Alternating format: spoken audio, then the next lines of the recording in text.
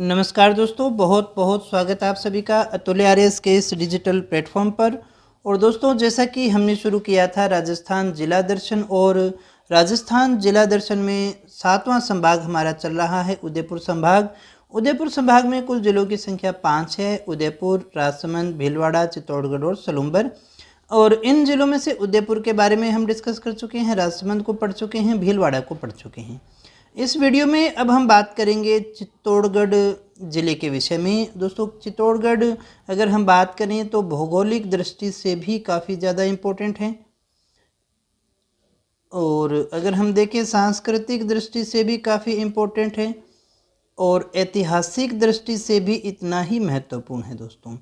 तो बहुत सारे इफ़ेक्ट यहाँ पर बनते हैं, बहुत सारी चीज़ें हैं समझने के लिए, पढ़ने के लिए। लेकिन अभी जो हमारा मकसद है कि नए ज़िलों का पुनर्गठन हुआ, नए ज़िलों का निर्माण हुआ, इससे जो एक बड़ा परिवर्तन हमारे सामने आया है, हम उसको सबसे पहले डिस्कस कर लें। क्योंकि भूगोल तो अगर हम भूगोल की क्लास में ही पढ़ेंगे तो ज़्यादा बेटर रहेगा, यहाँ उलझने की संभावना ज़्यादा रहती है, अनर्गल ही वीडियो लंबा हो जाता है।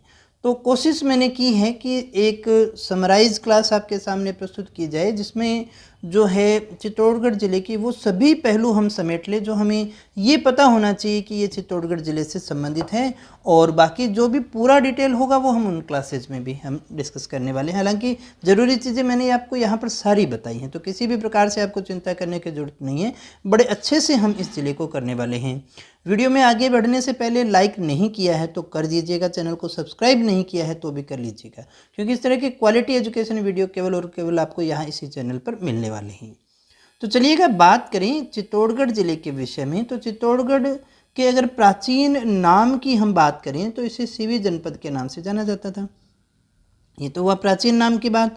अब अगर हम देखें कि इसका कोई उपनाम या कोई प्रसिद्ध नाम है, तो प्रसिद्ध नाम राजस्थान का गौरव, क्योंकि इसका इतिहास बहुत ही गौरवशाली रहा है दोस्तों, तो इसलिए इसे राजस्थान का गौरव भी कहते हैं। मालवा आने का जाने का प्रवेश द्वार हुआ करता था, तो इसलिए इसे मालवा का प्रवेश द्वार भी हम कहते हैं।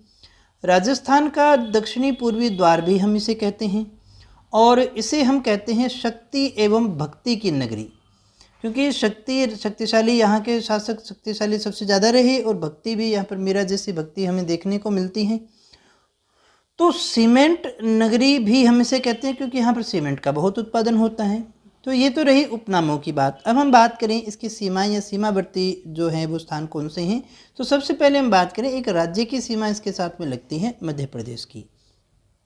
और उससे भी इम्पोर्टेंट चीज़ हम बात करें तो ये एक ऐसा ज़िला है जो दो भागों में बंटा हुआ है। एक भाग हमारा ये रह गया और दूसरा भाग हमारा ये रह गया, भैंसरोडगढ़ वाला रह गया, और एक मुख्य चित्तौड़गढ़ रह गया। दो पार्ट्स में बंटा हुआ ज़िला है ये।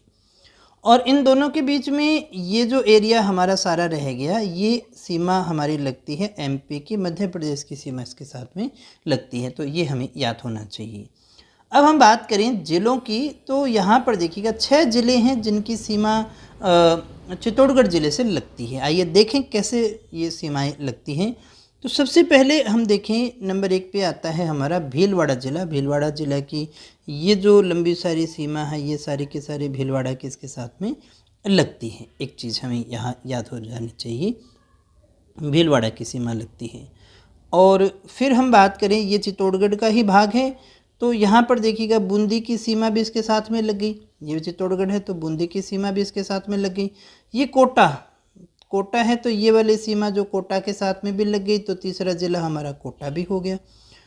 चौथे ज़िले की हम बात करें, चौथा ज़िला जो यहाँ पर नीचे इसके साथ में लगता है, ये चौथा ज़िला हमारा हो गया, ये हो गया प्रतापगढ़। तो प्रतापगढ़ के साथ में भी सीमा लगती है इसकी। और एक 5वां ज़िला जो हमारा यहाँ पर रह गया, वो रह गया हमारा सलूम्बर।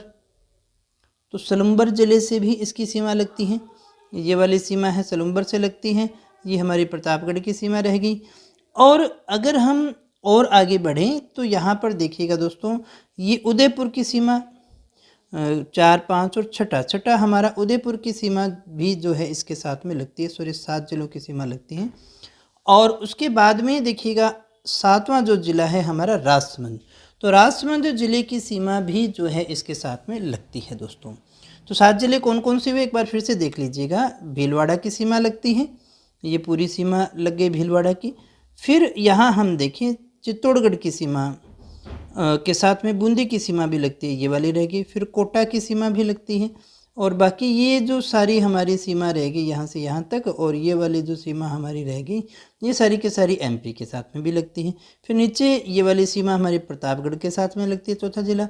सलूम्बर के साथ में भी लगती है, पाँचवा जिला। छठा ये सीमा हमारी उदयपुर के साथ में भी लगती है, और सातवां जो है हमारा जिला राजसमंद के साथ में भी इसकी सीमा लगती है दोस्तों। तो ये सीमा संबंधी बात हुई। अब हम इम्पोर्टेंट फैक्ट देख लेते हैं चित्तौड़गढ़ ज़िले से संबंधित। तो यहाँ पर सबसे पहले हम बात करें प्रमुख नदी की, तो चित्तौड़गढ़ ज़िले में प्रमुख नदी बेड़च है, गंभीरी है, बामणी नदियाँ यहाँ की प्रमुख नदियाँ रहेगी। अगर हम शासन की बात करें तो चित्तौड़गढ़ जो था उस पर गोहिल और सिसोदिया वंश का शासन हुआ करता था, इनका अधिकार रहा है। आकृति अगर हम बात करें कि चित्तौड़गढ़ की आकृति कैसी है, तो घोड़े की नाल के समान। हम इसकी आकृति कैसे मानते हैं? घोड़े की नाल के समान मानते हैं। चित्तौड़गढ़ जिले के शुभंकर की अगर हम बात करें तो फिर चौसिंगा या फिर घंटेल है। अब देखिए, जब हम चित्तौड़गढ़ की बात करते हैं, चित्तौड़गढ़ गढ़ लग गया तो यानी मूल बात तो किसकी हो रही है? चित्तौड़गढ़ के किले की ही बात हो रही है। तो मौर्य राजा यहाँ हुआ करते थे, चित्रांग मौर्य। वैसे कई जगह आपको चित्रांगद भी मिलेगा। आरपीएससी ने चित्रांग को सही माना हुआ है, एक बार ये प्रश्न आ गया था। तो जैसा भी आए ऑप्शन के हिसाब से हमें देखना पड़ेगा। दोनों है तो चित्रांग को प्राथमिकता अपनी ज़्यादा देते हैं। तो चित्रांग मौर्य वंश के चित्रांग मौर्य थे जिन्होंने चित्रकूट, पहले उस समय को चित्रकूट कहा जाता था, चित्तौड़गढ़ का निर्माण करवाया था। मूल रूप से जो है इनका माना जाता है। चित्तौड़गढ़ के पुराने नाम की हम बात करें तो सीवी और नगरी इनका नाम हुआ करता था स्थान का, और जिसकी राजधानी हुआ करती थी मध्यमिका। तो अभी वर्तमान जहाँ जनपद है सीवी होता था, ये वैसे मेवाड़ से संबंधित भी मानते हैं, चित्तौड़गढ़ मेवाड़ में ही आता था। तो सीवी जनपद हुआ करता था यहाँ पर, और उसकी राजधानी हुआ करती थी मध्यमिका।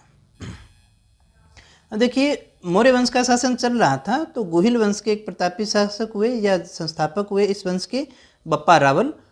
तो बप्पा रावल वास्तविक संस्थापक मानते हैं। 734 ईस्वी में, फिक्स कालक्रम तो नहीं है लेकिन हम 734 ही मानते हैं, इसने राजा मानमोरी को पराजित किया और पराजित करने के बाद में चित्तौड़गढ़ दुर्ग पर अधिकार कर लिया। इस प्रकार से गोहिलों का शासन शुरू होता है। और जैत्र सिंह जो थे उन्होंने परमारों को पराजित करके चित्तौड़गढ़ को अपनी राजधानी बनाया था। ये हम इतिहास में भी पढ़ेंगे। अगर हम बात करें चित्तौड़गढ़ दुर्ग की, तो अभी हमने बात की चित्रांग मौर्य या चित्रांगद के द्वारा बनाया गया कुमारपाल प्रबंध के अंदर ये हमें इतिहास मिलता है, लिखा हुआ मिलता है। चित्तौड़गढ़ दुर्ग आगे भी पढ़ेंगे हम, मेसा के पठार पर स्थित है। तो दो चीज़ें याद हो जानी चाहिए, मेसा का पठार कहाँ है?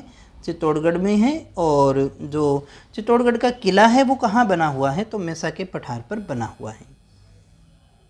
अगर आपसे पूछा जाए भी ब्लैक गोल्ड किसे कहते हैं, तो ब्लैक गोल्ड हम कहते हैं अफीम को। ब्लैक गोल्ड किसे कहते हैं? अफीम को कहते हैं। और ये सबसे ज़्यादा अफीम उत्पादन करने वाला ज़िला हमारा रह गया कौन सा? चित्तौड़गढ़। सबसे ज़्यादा अफीम का उत्पादन करने वाला ज़िला कौन सा रह गया? चित्तौड़गढ़। अब हम बात करें बस्सी की। यहाँ चित्तौड़गढ़ का एक प्रमुख स्थान हमारा रह गया बस्सी। काष्ठ कला के लिए जाना जाता है, सबसे इम्पोर्टेंट। और बस्सी में एक बस्सी वन्यजीव अभयारण्य भी है दोस्तों। तो बस्सी वन्यजीव अभयारण्य भी चित्तौड़गढ़ में है। बस्सी काष्ठ कला के लिए जाना जाता है, ये भी चित्तौड़गढ़ में ही है। और यहाँ से दो नदियाँ भी निकलती हैं, औरई और ब्राह्मणी नदी, ये भी याद रख लीजिएगा। अब यहाँ का एक बहुत ही मुख्य इम्पोर्टेंट स्थान है रासमी मातृकुंडिया चित्तौड़गढ़ में। इसे मेवाड़ का प्रयाग कहते हैं। आगे भी और भी देखेंगे हम, यहाँ पर मातृकुंडिया का मेला लगता है वो भी देखेंगे। तो मेवाड़ का प्रयाग कहा जाता है, और हरिद्वार भी कहते हैं हम इसे, क्योंकि जहाँ अस्थियाँ बहाई जाती हैं वो हरिद्वार हो जाता है ना। तो इसलिए यहाँ पर भी जो भक्तगण आते हैं, कुछ लोग यहाँ पर अस्थियाँ बहाते हैं। चंद्रभागा नदी के तट पर है ये मातृकुंडिया। अब चित्तौड़गढ़ का एक प्रमुख स्थान है बेंगू। ये बहुत इंपॉर्टेंट है दोस्तों किसान आंदोलन की दृष्टि से। बेंगू किसान आंदोलन 1921-22 के आसपास हुआ था ये, और इसके नेतृत्वकर्ता जो हुआ करते थे वो थे राम नारायण चौधरी, याद रखिएगा। तो देखिए, बिजोलिया आंदोलन जब होता है, जब वो पीक पर होता है, उस समय उसका प्रभाव पड़ता है। तो आसपास के क्षेत्रों में भी लाग बाग और किसानों की विभिन्न डिमांड्स को लेकर के जो है आंदोलन प्रारंभ होता है। फिर हम बात करें दूसरा टुकड़ा जो हमने चित्तौड़गढ़ की बात की थी, भैंसरोडगढ़, यहाँ पर है चंबल नदी पर बना हुआ चूलिया जलप्रपात। ये बहुत बार परीक्षाओं में पूछा गया है कि चूलिया जलप्रपात किस नदी पर बना है, चंबल कहाँ है, चित्तौड़गढ़ में। यहाँ दुर्ग है भैंसरोडगढ़, इसमें देखिए भैंसाचारण है ना, और रोडा, इन दोनों के नाम पर ये भैंसरोडगढ़ स्थान मानते हैं। यहाँ पर एक किला भी है भैंसरोडगढ़ दुर्ग, जल दुर्ग की श्रेणी में आता है, ब्राह्मणी और चंबल नदियों के संगम पे बना हुआ है। इसे राजस्थान का वेलोर भी कहते हैं। तो इतनी सारी चीज़ें यहाँ पर आ गई तो इम्पोर्टेंट तो हो ही गया, भैंसरोडगढ़ दुर्ग काफ़ी इंपॉर्टेंट है।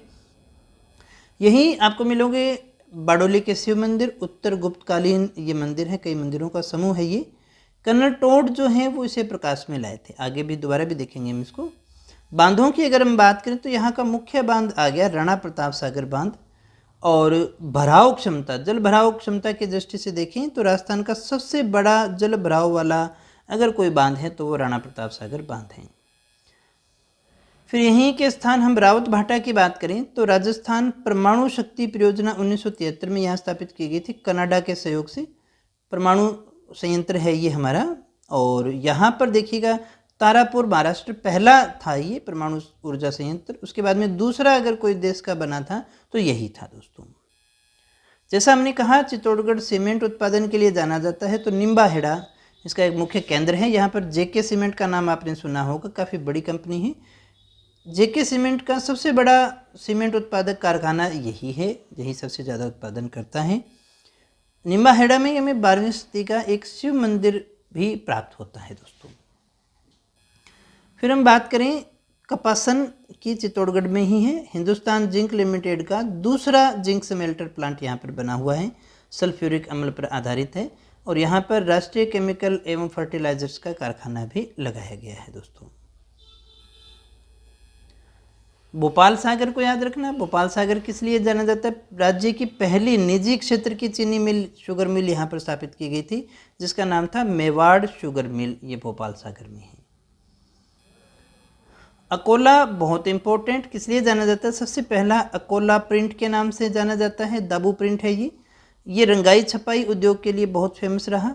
यहाँ तांबे की खोज भी हुई है, यहाँ तुर्रा खलंगी ख्याल भी फेमस रहा है, और बांस पर भवाई नृत्य किया जाता है दोस्तों, तो इसलिए वैसे भी इम्पोर्टेंट हो गया। तो काफ़ी सारी चीज़ें हैं अकोला के अंदर भी, एक बार फिर से मैं दोहरा देता हूँ सारी चीज़ों को। एक तो हमारा रह गया अकोला प्रिंट या दाबू प्रिंट रंगाई छपाई के लिए, तांबे की खोज यहाँ हुई, तुरंगा कलंगी ख्याल से संबंधित है, और बांस पर भवाई नृत्य जो है यहाँ पर होता है दोस्तों। इसके बाद में हम देखें इंपॉर्टेंट चीज़, तो यहाँ पर रह गया चंदेरिया। चंदेरिया जो स्थल है वो बहुत महत्वपूर्ण स्थल, ये किस लिए जाना जाता है, ये जाना जाता है सीसा जस्ता प्रदावक केंद्र है यहाँ पर, जिंक स्मेल्टर यहाँ पर लगा हुआ है, और ये एशिया का सबसे बड़ा सुपर जिंक स्मेल्टर है दोस्तों, इसलिए इम्पोर्टेंट हो जाता है। फिर हम बात करें चित्तौड़गढ़ दुर्ग की किला, मोस्ट इम्पोर्टेंट ये रह गया। इसका निर्माण चित्रांग मौर्य ने करवाया था, वीर विनोद के अनुसार ये हमें पढ़ने को मिलता है, पीछे भी हमने देखा इसको। इसकी परिधि जो है वो 13 किलोमीटर है, और राजस्थान के दुर्गों में सर्वाधिक क्षेत्रफल वाला जिला दुर्ग कोई है तो यही है।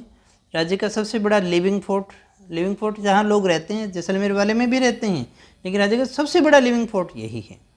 विश्व धरोहर सूची में इसे शामिल किया गया, 21 जून 2013 को इसे विश्व धरोहर सूची में शामिल कर लिया गया।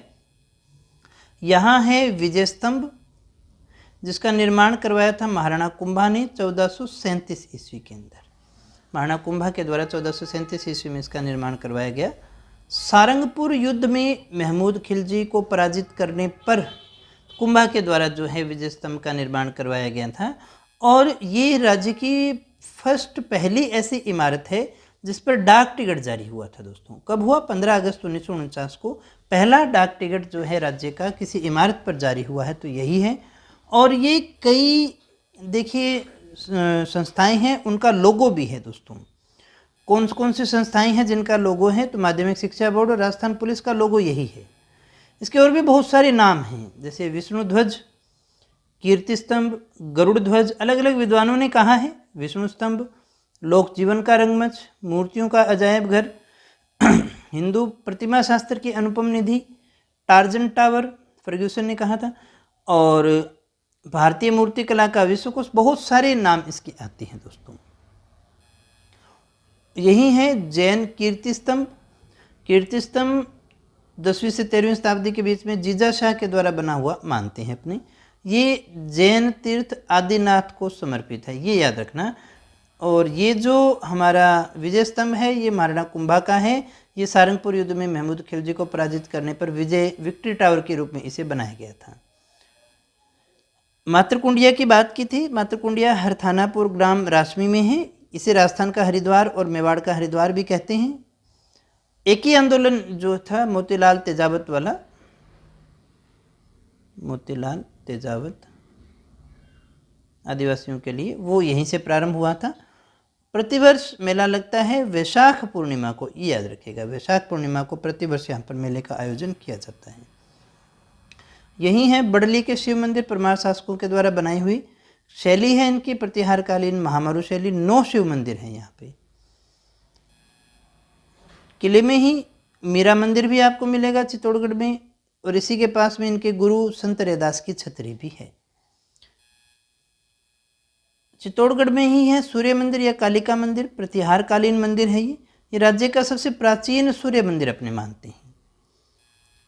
अब आवरी माता का मंदिर भी है चित्तौड़गढ़ में। कौन से स्थान पर? निकंब, चित्तौड़गढ़ में। लकवा पीड़ित का इलाज यहाँ पर किया जाता है दोस्तों। सांवलिया सेठ का मंदिर, कुंभ स्वामी मंदिर महाराणा कुंभा ने बनवाया था, नाम से ही आप इसको समझ सकते हैं। इसके अलावा तुलजा भवानी का मंदिर बनवीर जो बना रहा था ना पन्नाधाई के समय, याद होगा, उसी मंदिर का लिए प्रोग्राम हो रहा था जब वो उदय सिंह को मारने का प्रयास करता है ना, तो वही तुलजा भवानी मंदिर शिवाजी की कुल देवी थी। तुलजा भवानी है कौन? शिवाजी महाराज की कुल देवी। सीताफल सेंटर ऑफ एक्सीलेंस यही है। सीमेंट का सबसे बड़ा कारखाना निम्बाहेड़ा में, जेके सीमेंट, ये भी हमने देखा। यहाँ से पुरातात्विक स्थल भी हमें मिले हैं, पिंड पांडलिया और मरमी गांव।